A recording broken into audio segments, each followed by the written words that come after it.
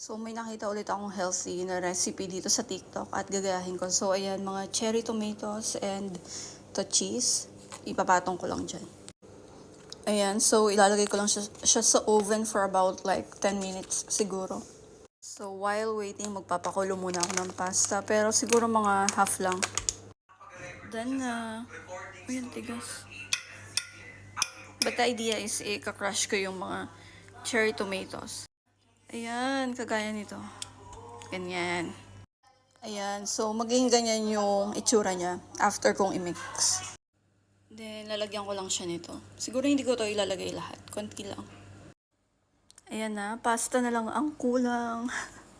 So, luto na siya.